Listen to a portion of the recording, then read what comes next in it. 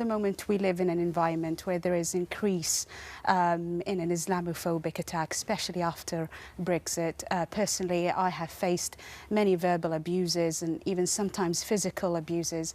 In fact, I did an interview with the BBC once, and someone looked fearlessly at the camera and shouted at me, "You're an F-word bomber." This is what happens in the front of the camera. You can imagine what could happen behind it. Yeah. And for me, it's quite difficult to take. It's really painful because I'm actually not a bomber, I'm not a terrorist, I'm a molecular geneticist working in the lab trying to improve the life quality of cancer patients. This is who I am. Yet there is a person in the street has the guts, has the courage to call me, "You're an F-word bomber." So can we, the other sort of fundamental thing is why? Why do you wear it? I wear it because it's my own personal spiritual journey. I believe it's my own way to connect with God. It doesn't mean that I am undermining women who chose not to wear it, or they wear the headscarf, or they don't wear it at all. It is just my own personal journey. It's an act of worship. I believe that I will be rewarded if I can wear it, but also it has become part of my identity as well as my faith, and also a symbol of resistance to all these stereotype and negative perception about Muslim women. What we hear a lot of the time is that Muslim women is isolated, is uneducated, is failing to integrate. But the truth is that they haven't really spoken to women like me. Because Muslim women who chose to wear it are actually minority within a minority. So a lot of people did not have the chance to interact with veiled women. And then they have this negative perception and negative highlights in the media about Muslims in general. And then they see me in the street and they abuse me and other women. Dr. Taj, you say this is a toxic ideology. Yes, because it's got nothing to do with Islam. For people to say this is part of the spiritual journey, it's part of religion, I have a very simple question for them. Where in this book, in the Quran, does it actually say so?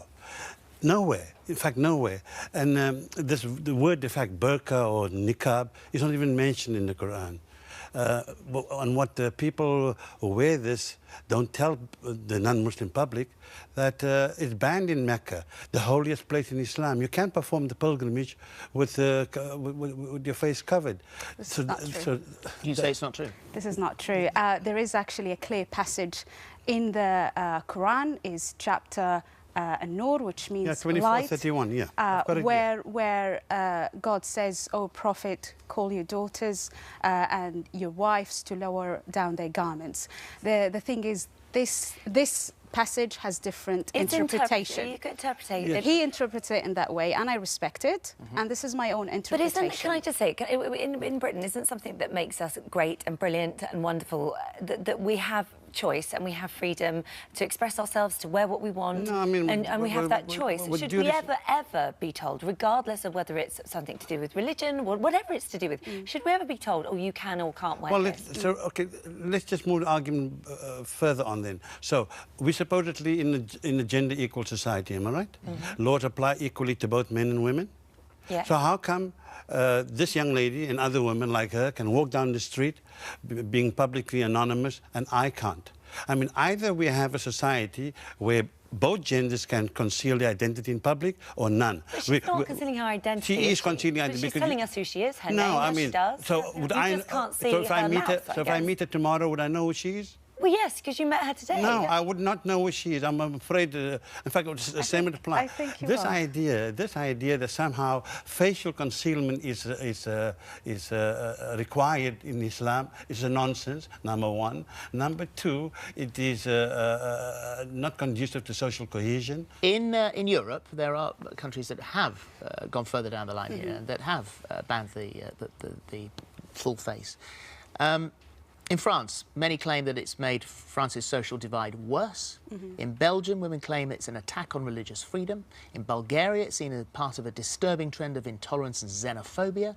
In the Netherlands, women feel that they are like prisoners in their own home, and in Austria it's seen as a reaction to the rising popularity of the far right. It has no benefit. That's what you might say. For example, why do you think a Muslim majority country like Morocco has banned it, or Chad, a Muslim majority country, has banned it, and Niger and other Muslim majority countries have banned it? This idea that this tribal garment somehow is representative of Islam. How is this thing symbolic of Islam? How? I don't understand how someone's spirituality is within. It is not a facial symbol. It's my own choice. I want to wear it. It's part of my not a facial symbol. You know, you know what? I respect his right to disagree with me. You know, he's got his own interpretation and I respect that. But I find it difficult that a political party comes and superimpose their views and ban it. And not only that, trying to fine me for wearing and exercising my right to express my faith and identity.